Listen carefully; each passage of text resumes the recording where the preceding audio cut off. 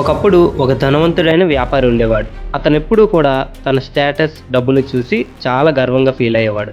రోజూ గుడికి వెళ్ళేవాడు. కానీ పూర్ పీపుల్ కనిపించినా, బెగ్గర్స్ కనిపించినా చాలా చిన్న చూపు చూసేవాడు. ఎవ్వరికీ కూడా ఒక్క రూపాయి కూడా సహాయం చేసేవాడు కాదు. ఇంత స్టేటస్ ఉన్నప్పటికీ కూడా అతని జీవితంలో ప్రశాంతత మాత్రం లేదు.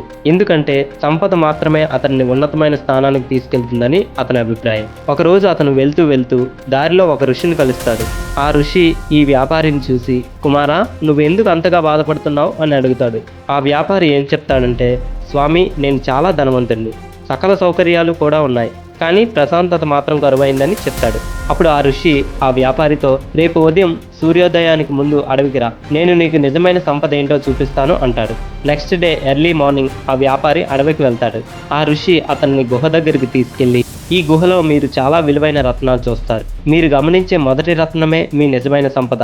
కానీ గుర్తుంచుకోండి, మీరు ఒక్కదాన్ని మాత్రమే ఎంచుకోగలరు అని ఋషి చెప్తాడు. ఈ వ్యాపారి లోపలికి వెళ్ళి చూస్తాడు. గుహ లోపలంతా కూడా బంగారం, వెండి, దగదగా మెరిసిపోయే ఆభరణాలతో నిండిపోయి ఉంటుంది. ఇదంతా చూసాక ఆ వ్యాపారికి దురాశ పెరగడం మొదలైంది. ఇంకొంచెం వెతుకుదాం, ఇంకా ఏముందో అని అలా వెతుకుతూ ఉండిపోతాడు.